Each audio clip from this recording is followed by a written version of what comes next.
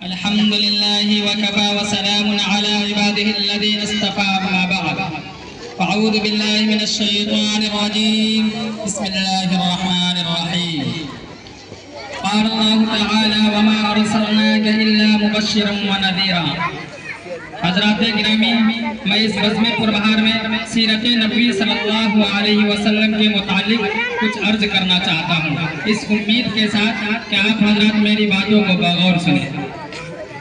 جب اسلام فاران کی چوٹی سے پھیلنا شروع ہوا اور آپ صلی اللہ علیہ وسلم اپنی روشنی سے دنیا والوں کو منور کرنے لگے تو باطل پرستوں میں کھلبلی مچ گئی اور سارے قوت و طاقت دل و دماغ نور اسلام کے بجھانے میں صرف کرنے لگے۔ راستے پر کانٹے بچھا کر، تپتی ہوئی زمین پر سلا کر، آگ کے انگاروں پر لٹا کر، پھانسی کے پھندوں پر چڑھا کر، گھر بار اجاڑ کر پیارے رسول صلی اللہ علیہ وسلم کی آواز کو دبانے کی کوشش کرنے لگے، مگر حق کی آواز روز بروز بڑھتی جا رہی تھی۔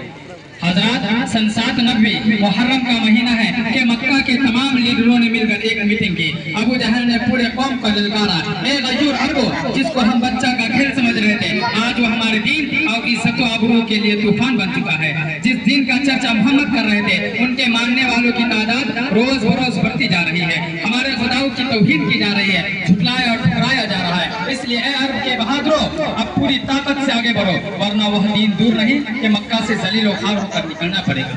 ابو جہل کی تقریر نے پورے قوم کو گرما دیا، طرح طرح کی تدبیریں پیش کی گئی۔ بڑی دیر کے بعد یہ ہولناک تدبیر پاس ہوئی کہ محمد اور ان کے ماننے والوں کا بالکل بائیکاٹ کر دیا جائے، ان سے خرید و فروخت، سلام و کلام، لین دین بالکل بند کر دیا جائے۔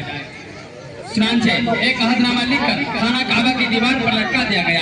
یہ پوری قوم کا فیصلہ تھا، اس کے خلاف کرنے کا کسی کو اختیار نہ تھا، کسی کی مجال نہ تھی۔ مسلمانوں کو شیب ابی طالب میں بند کر دیا گیا، راستے پر پہرے بیٹھا دیے گئے۔ مسلمانوں میں بچے، بوڑھے، جوان، عورتیں سب تھی۔ کھانے کے سامان دھیرے دھیرے ختم ہو گئے، درختوں کے چھالے کھا کھا کر، کانٹے چبا چبا کر دن کاٹنے لگے۔ صرف ایک دن کے لیے پابندی ایام حج میں ہٹا لی گئی، مسلمان گھاٹی سے باہر آ گئے، کپڑے پھٹ گئے، آنکھیں دھنس گئی اور قدم لڑکھڑا رہے تھے۔ حضرات گرامی قربان جائے ان مسلمانوں پر جس کی زبان پر کوئی شکایت نہیں تھی۔ مسلمانوں کی خستہ حالت دیکھ کر کفار کہکہا لگا رہے تھے اور کہہ رہے تھے کہ اے مسلمانوں کیوں تم اپنے آباء و اجداد کا دین چھوڑ کر ہلاک و برباد ہو رہے ہو؟ تم اب بھی محمد کا ساتھ چھوڑ دو، ہم تم پر سے یہ ساری پابندیاں ہٹا لیں گے۔ مگر مسلمانوں نے جواب دیا، اے کفار سن لو، ہم حق پا چکے ہیں، ہم دربار محمد میں اقرار محمد کر چکے ہیں، ہم پر اسرار محمد کھل چکی ہے، انوار محمدی سے ہم فیضیاب ہو چکے ہیں، گفتار محمد نے ہمیں محو کر دیا ہے، لہذا ہم طوفان سے ٹکرا سکتے ہیں، خون کا دریا بہا سکتے ہیں، آگ کے بستر پر سو سکتے ہیں، بھوک سے تڑپ تڑپ کر دم توڑ سکتے ہیں، مگر مصطفیٰ کی رسالت کا انکار نہیں کر سکتے۔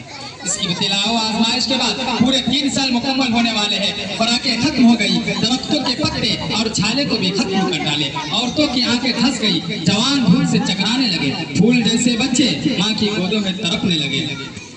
اس گھاٹی کا سب سے چھوٹا بچہ عقیل اچانک آنکھیں کھول کر اپنی امی سے کہتا ہے کہ ماں میں بھوک سے مر جاؤں گا، مجھ کو بچاؤ ورنہ میں مر جاؤں گا۔ ماں کے ضبط کا بندھن ٹوٹ گیا، وہ بے تحاشا اپنا سر زمین پر پٹکنے لگتی ہے، سر پھٹ جاتا ہے، لوگ اسے سنبھالتے ہیں اور وہ یہ کہتی رہتی ہے کہ مجھ کو چھوڑ دو، میں اپنے لختے جگر سے پہلے ہی مر جانا چاہتی ہوں۔ دنیا والوں ذرا سوچو ایسی سنگین گھڑی تھی، کتنا بھیانک منظر تھا، مگر رسول کی باتوں سے منہ نہ ہوا۔ آج ہم بھی تو اپنے رسول کی غلامی کا دعویٰ کرتے ہیں، اس لیے سن لیجئے، اگر ہم نماز پڑھتے ہیں، روزہ رکھتے ہیں، زکوٰۃ دیتے ہیں، حج ادا کرتے ہیں، تب تو واقعی ہم اپنے دعویٰ میں سچے ہیں، ورنہ ہمارا دعویٰ باطل اور بیکار ہے۔ پہلے مسجدیں کچی تھی تو پکے تھے نمازی، پہلے مسجدیں کچی تھی تو پکے تھے نمازی، آج مسجدیں پکی ہے تو کچے ہیں نمازی۔ وما علینا الا البلاغ۔